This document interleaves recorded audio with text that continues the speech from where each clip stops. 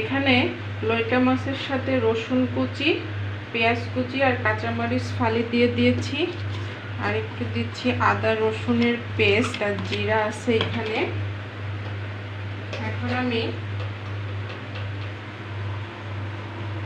পরিমাণ মতো লবণ, হলুদের গুঁড়ো, একটু মরিচের গুঁড়ো দিয়েছি, দিয়ে ভালো করে মাখিয়ে নিচ্ছি। 2টা টমেটো কুচি করে দিয়েছি। ভালো করে এটা মেখে নিতে হবে। যত ভালো করে মাখা হবে রান্নাটা তত মজা হবে।